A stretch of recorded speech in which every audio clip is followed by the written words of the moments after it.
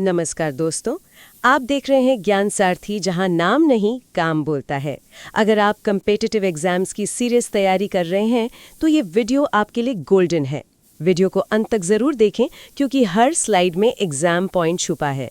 आज हम फिजिक्स के सबसे महत्वपूर्ण विषयों में से एक विद्युत धारा यानी करंट इलेक्ट्रिसिटी की गहराई से पड़ताल करेंगे। हम इसके मूल सिद्धांतों से लेकर आधुनिक अनुप्रयोगों तक सब कुछ कवर करेंगे। बिल्कुल ठीक वैसे ही जैसे आपके एग्जाम में पूछा जाता है। चलिए शुरू करते हैं। तो सबसे पहले ये समझना जरूरी है कि विद्युत सिर्फ एक ऊर्जा नहीं है ना? नहीं, बिल्कुल नहीं। ये आज की दुनिया में तकनीकी संप्रभुता का आधार है। तो चलिए इसकी परिभाषा से शुरू करते हैं। विद्युत धारा आखिर है क्या? देखिए, सीधी सी भाषा में किसी चालक में आवेश प्रवाह फ्लो ऑफ चार्ज की दर को ही विद्युत धारा कहते हैं। और ये परिभाषा तो डायरेक्ट पूछी जाती है, इसे अंडरलाइन कर लेना चाहिए। जी हाँ, इसका सूत्र भी बहुत महत्वपूर्ण है। I = QT। क्यों में कंफ्यूज करने के लिए यही ट्रैप होता है। अच्छा। हाँ, देखिए, इसकी दिशा होती है जो धनावेश के प्रवाह की दिशा मानी जाती है। लेकिन फिर भी ये एक अदिश राशि स्केलर क्वांटिटी है। बिल्कुल, क्योंकि ये वेक्टर के जोड़ के नियमों का पालन नहीं करती। ये बस सीधे सीधे जुड़ जाती है। और एक बहुत जरूरी आंकड़ा जो मुझे याद आ रहा है, वो 1 एम्पियर वाला। जी, यदि 1 सेकंड में 6.25 x 10⁻18 इलेक्ट्रॉन गुजरते हैं तो धारा 1 एम्पियर होती है। और ये आंकड़ा सीधे याद कर लेना चाहिए। यहाँ से PYQ प्रीवियस ईयर क्वेश्चन बन चुका है। ठीक है, तो धारा बहने लगी, लेकिन कितनी बहेगी ये कैसे तय होगा? यहीं पर एंट्री होती है ओम के नियम की। V = IR। ये फॉर्मूला तो इस पूरे चैप्टर की जान है, कह सकते हैं। बिल्कुल, ये नियम कहता है कि अगर भौतिक परिस्थितियां स्थिर रहें तो विभवांतर यानी V, धारा यानी I के समानुपाती होता है।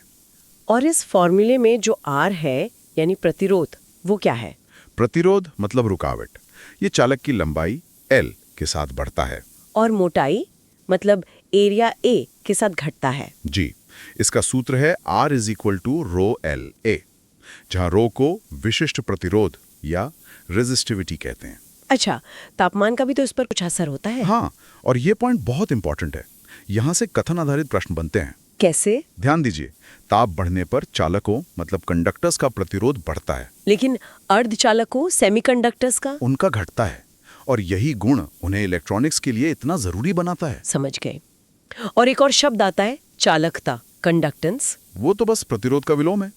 इसका मात्रक सीमेन या मोहो होता है। हमारे स्रोतों में एक दिलचस्प फैक्ट है मानव शरीर के प्रतिरोध को लेकर। इसीलिए गीले हाथों से बिजली का काम करना इतना खतरनाक है। तो अब हमारे पास प्रतिरोध है, इन्हें परिपथ में सर्किट में जोड़ने के भी तरीके होंगे? जी, मुख्य रूप से 2 तरीके हैं, श्रेणी क्रम यानी सीरीज और समांतर क्रम यानी पैरेलल। श्रेणी क्रम में क्या होता है? श्रेणी क्रम में कुल प्रतिरोध बस जुड़ता जाता है। Req = R1 + R2 +... तो ये बढ़ जाता है। और इसका एक बड़ा नुकसान भी है ना? हाँ, अगर एक भी उपकरण खराब हो जाए तो पूरा परिपथ बंद हो जाता है, जैसे दिवाली की पुरानी लाइटें। और दूसरा तरीका है समांतर क्रम, पैरेलल। जी, इसमें कुल प्रतिरोध घटता है। और हमारे घरों के सभी उपकरण इसी क्रम में जुड़े होते हैं? बिल्कुल, ये तो एक डायरेक्ट एग्जाम क्वेश्चन है कि घरेलू वायरिंग किस क्रम में होती है। सही कहा।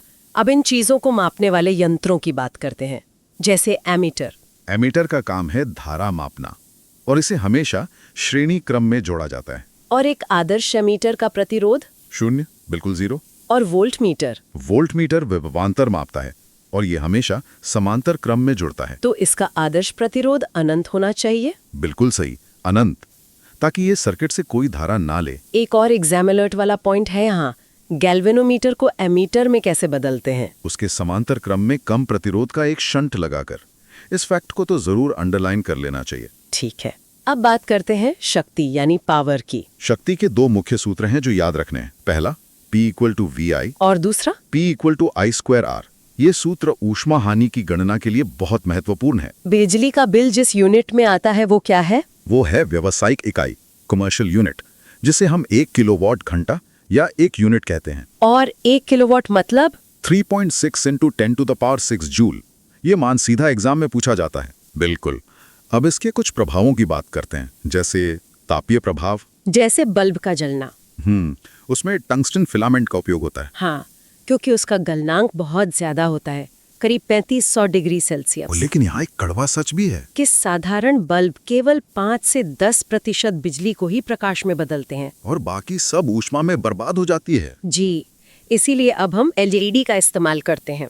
एक और प्रभाव है रासायनिक प्रभाव। हाँ, विद्युत अपघटन या इलेक्ट्रोलिसिस। इसका उपयोग इलेक्ट्रोप्लेटिंग और धातुओं के शुद्धिकरण में होता है। चलिए अब कुछ जरूरी मशीनों की बात करते हैं, जैसे मोटर और डायनेमो।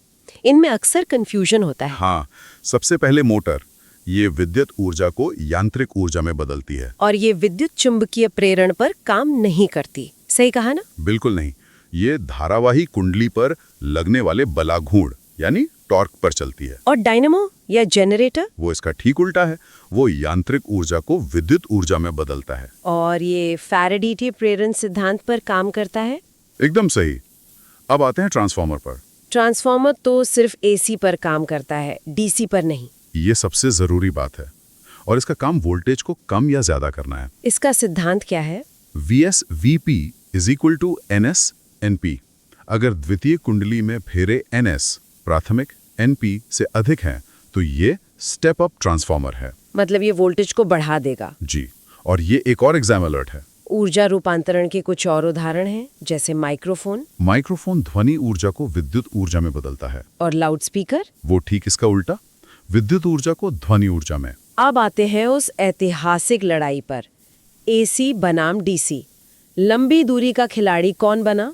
AC यानी ऑल्टरनेटिंग करंट। और इसकी जीत का कारण? इसे लंबी दूरी तक कम ऊर्जा हानि के साथ भेजा जा सकता है। ट्रांसफार्मर की मदद से। बिल्कुल। ग्रिड पर वोल्टेज को 22,000 वोल्ट से लेकर 1,32,000 वोल्ट तक बढ़ा दिया जाता है ताकि करंट कम हो जाए और I² हानि न्यूनतम हो। लेकिन DC की भी अपनी जगह है। हाँ, बैटरी चार्जिंग और सभी इलेक्ट्रॉनिक सर्किट के लिए DC अनिवार्य है। और दिष्टकारी यानी रेक्टिफायर AC को DC में बदलता है। जी, वैसे एक और बात, डायोड और ट्रांजिस्टर जैसे उपकरण ओम के नियम का पालन नहीं करते। अच्छा, उन्हें अनओमिया या नॉन-ओमिया कहते हैं। हाँ, और एक और फैक्ट जो याद रखना है, भारत में घरेलू बिजली की आपूर्ति 220 वोल्ट और 50 हर्ट्ज आवृत्ति पर होती है। ये तो बहुत महत्वपूर्ण है। अब थोड़ा भविष्य की ओर देखते हैं। क्या कोई ऐसी चीज है जो इस पूरी ऊर्जा हानि को खत्म कर दे? है, और उसका नाम है अति चालकता यानी सुपर कंडक्टिविटी। इसका सिद्धांत क्या है? कुछ पदार्थ अत्यंत कम तापमान पर शून्य प्रतिरोध दिखाते हैं। बिल्कुल जीरो। इसकी खोज कब हुई थी? 1911 में कामरलिंग ओन्स द्वारा। इसमें एक माइसनर प्रभाव भी होता है। वो क्या है? अतिचालक पदार्थ चुंबकीय क्षेत्र को अपने अंदर से बाहर धकेल देते हैं। इसी वजह से वो चुंबक पर तैर सकते हैं। वाह! तो क्या भारत में इस पर काम हो रहा है? जी हाँ, राष्ट्रीय अतिचालकता विज्ञान एवं तकनीकी बोर्ड 1991 से इस दिशा में काम कर रहा है।